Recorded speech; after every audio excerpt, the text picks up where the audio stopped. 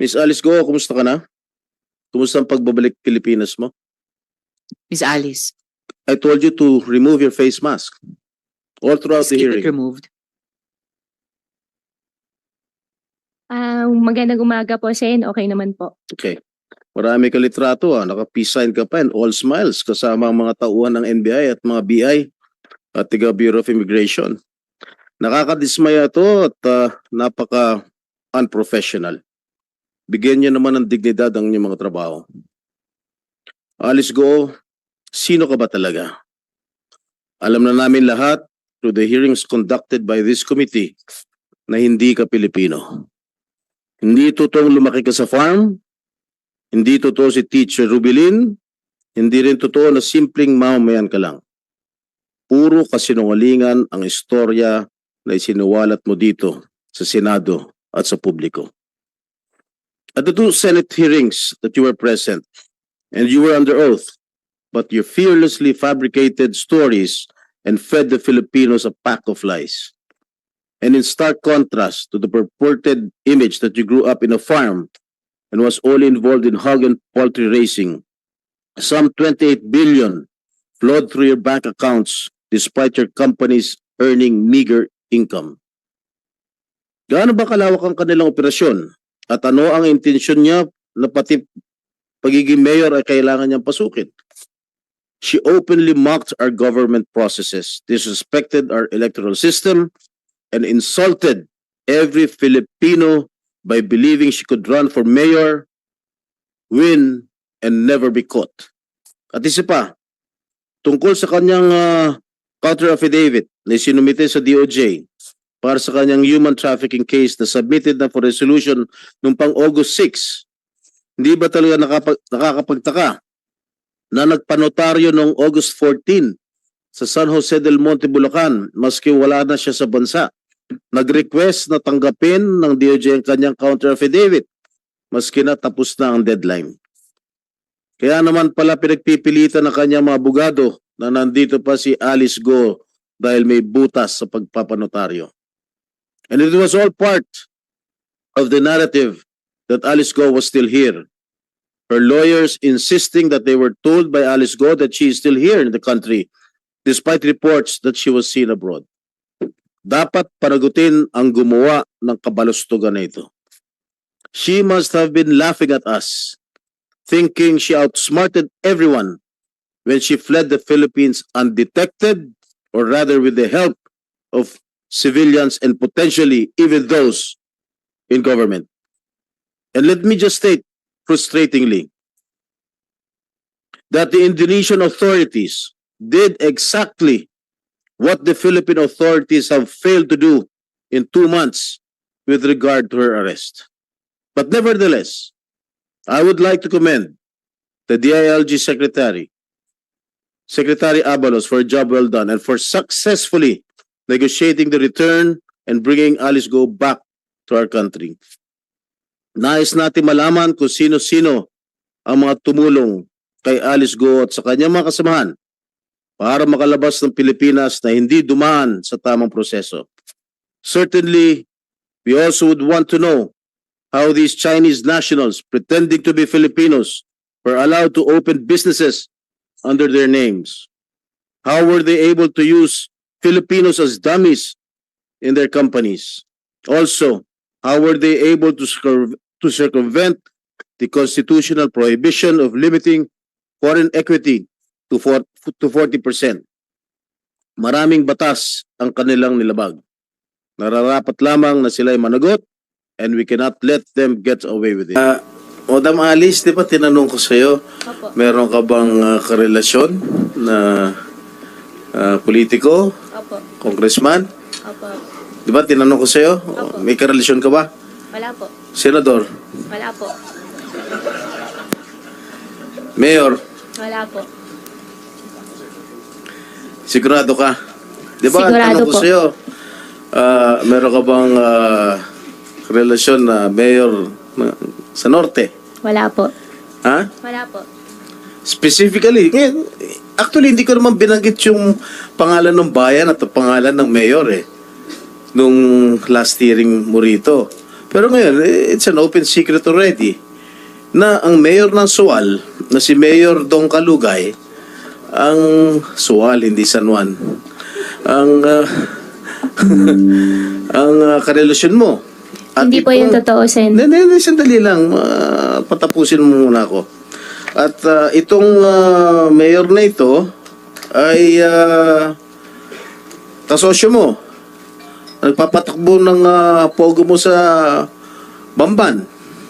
Clarify ko lang po, Sen. Wala po akong pogo at hindi rin po ako nagra-run po ng pogo. Oh, well, whatever. Kailan kayo nagkakilala ni Mayor Kalugay? Hindi ko na po rin po maalala. Talaga? Opo. Kailan kayo nagkarelasyon? Wala po kami relasyon. Oh, talaga how do you describe your relationship with Mayor Kalugay? Kaibigan po. Higit sa pagkakaibigan? Kaibigan po. Ibigan? Kaibigan, friend po. Okay. Okay, tinulungan ka ba ni Mayor o yung mga tao ni Mayor upang magtago o para di agad mahanap ng mga otoridad? Wala po, hindi po. Ganon? Ito, meron akong picture na papakita sa iyo. Ito si Mayor Kalugay. Correct? Ito ikaw ito, diba? Hindi ko po masyado makita po. Bibigay ko siya mamaya. Opo. Kailan ang birthday ni Mayor? Birthday po ni Mayor. Kalugay, boyfriend mo? Sen, hindi ko po siya boyfriend. Oy, kailan ang birthday niya? Hindi ko po alam kailan birthday niya. Oh.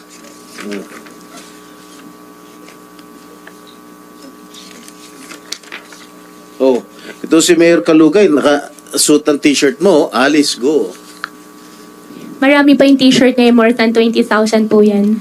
Binigyan mo siya? Baka meron po siya. Binigyan mo siya More ng than personal? 20,000 pieces po yung t-shirt. Oh, mukhang yung magkakatabi kayo, mukhang mainit ang pagtitinginan ninyong dalawa. Oh. Yan po yata doon sa Kasalan Bayan po yun. In-invite lang po ako. Ba't kayo in-invite? Mayor ka ng Tarlac, siya mayor ng Pagkasinan. Kasalan Bayan po parang ano po yung invitation Kasalang po. bayan ng Suwan o kasalang bayan ng Bamban? Kasalan Bayan po ng Sualian. Ba't ka na-imbita? Magkaibigan po kami. In-invite lang po ako. Maraming mga mayors na-imbita o ikaw lang? May mga ibang politicians po. Hindi ko naman po kakilala. Pero ikaw ang katabi. Siguro dyan po sa upuan magkatabi po kami. Lagi naman yata kayo magkatabi, no? Hindi naman po. Di ba merong siya mga ginawang o pinagawang mga bulaklak para sa'yo? Hindi naman po. Hindi ko po makita eh. Ayan, no? Ito. Yan. Laki ng bulaklak para sa'yo. Dami, oh. Sana all. Tapos tinanggap mo. Tama? Ha? Bibigay ko sa'yo. Sige po. Soli mo rin sa akin, ha? Para souvenir ko to, ha? Ngayon, inaamin mo ba na wala ka relasyon? Hindi po tama yung term na amin po dahil wala naman po talaga kaming relasyon po. Sige, gaano ka kalapit kay Mayor Kalugay? Kaibigan ko po. Kaya nga, ako, kaibigan ko Senator Risa, kaibigan ko Senator Coco. Gaano ka kalapit? Yun ang tinatanong ko.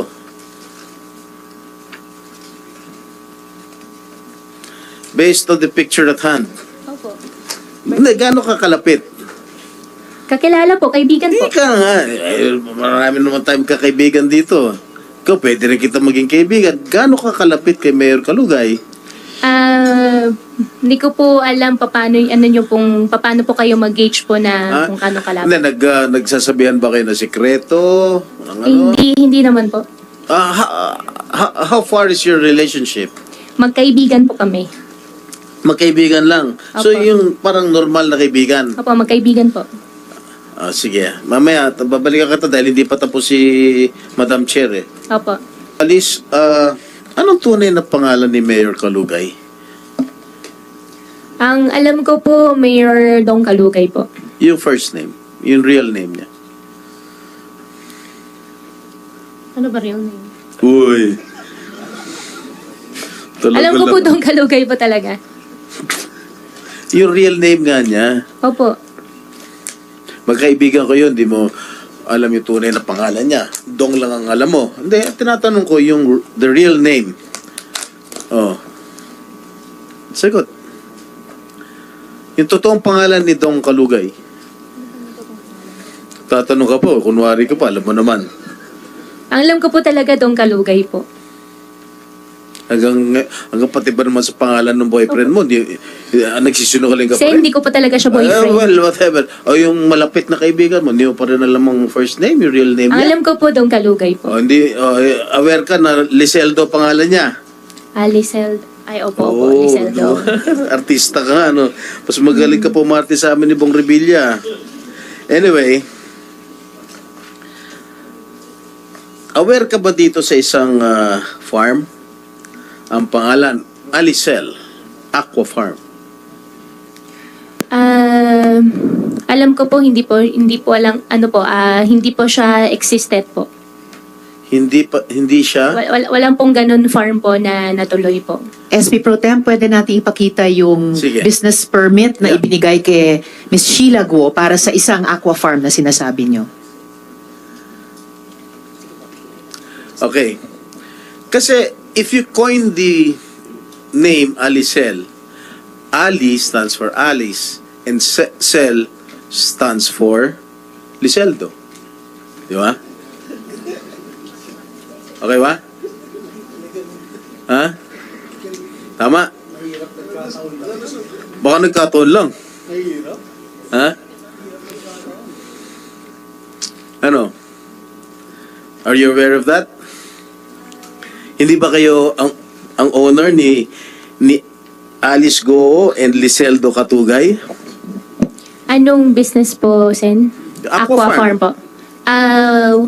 Wala pa akong aqua farm po doon sa place po nila. Pwede ka, no?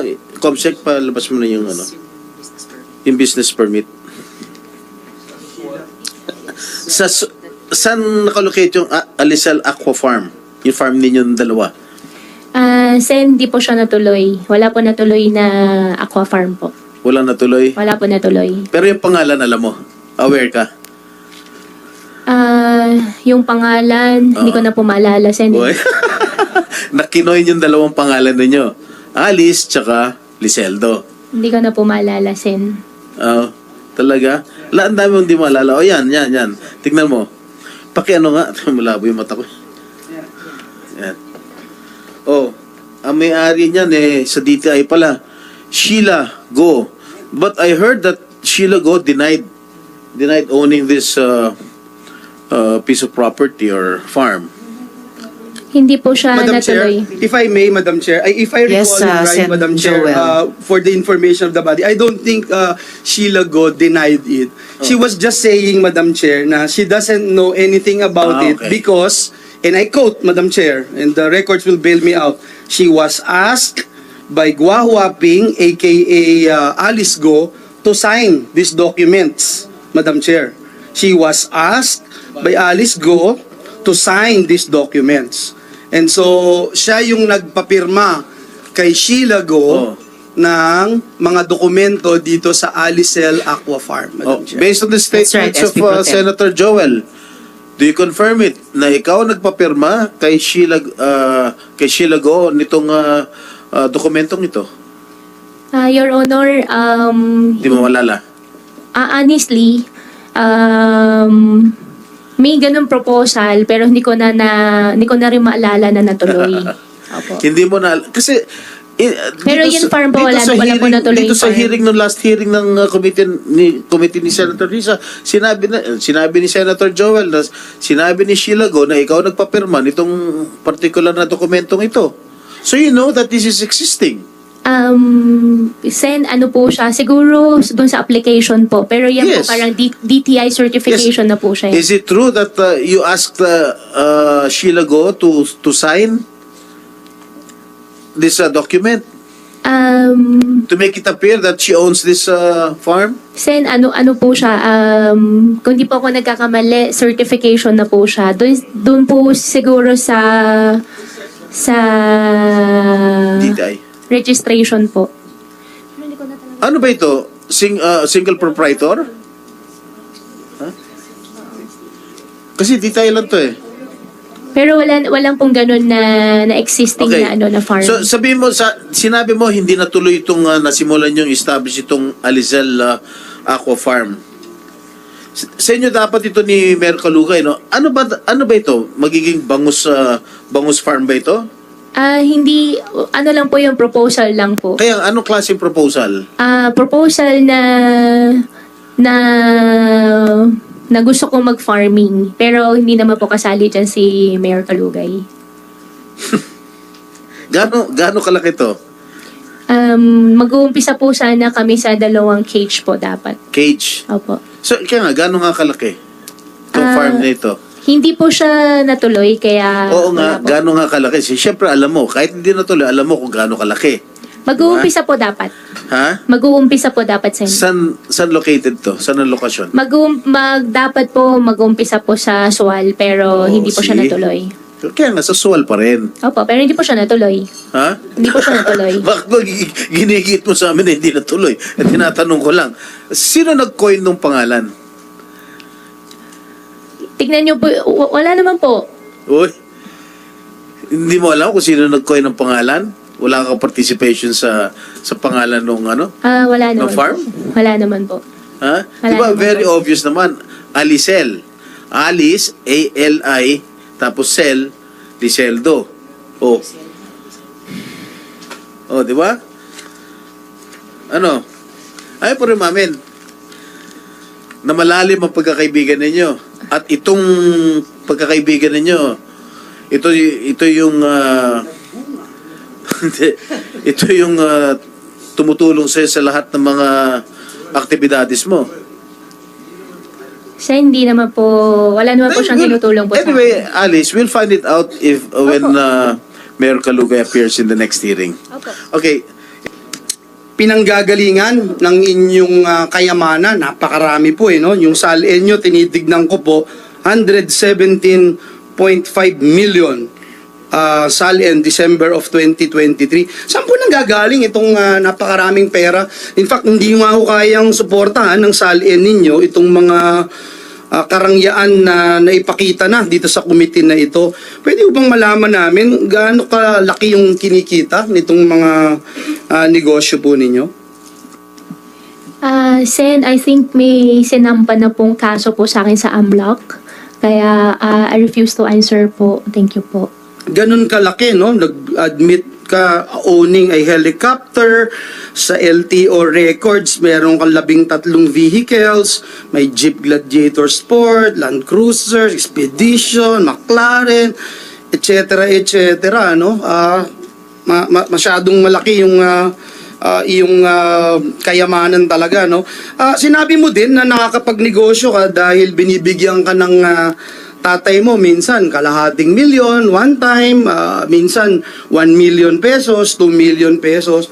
Ano naman yung business ng tatay mo? Tatay mo ba tong si Jang Zonggu? Opo, textile po yung negosyo ng tatay ko po. At Sen, hindi po sa akin yung McLaren. At yung mga ibang sasakyan po na na-mention nyo po kanina, baka yung iba nabenta na po. Kasi wala na po sa akin yung mga sasakyan na yun ngayon. Okay, but it's immaterial because you have so much money and binabanggit mo itong fabric and embroidery business. Napakalaki pala. Ito lang ang negosyo ng iyong tatay? Textile pong negosyo po niya sa China. O, ganun kalaki para kumita ng ganito karami, makapagpatayo ng maraming building. And based on LRA records, merong at least 32 land titles under his name. Would you agree? Would you know about it? 32 titles po. Under whose name po? Ang sa tatay niyo po, he has itong si Jang Zonggu. Hindi mo alam. Narinig ko Hindi yung po sagot alam. ng lawyer mo, hindi mo alam. Hindi mo alam itong tatay mo. Kasi kung tatay ko to, alam na alam ko. Sino yung mga kasosyo mo sa negosyo o kasosyo ng tatay mo nakakilala mo? Sen, wala po akong kakilala.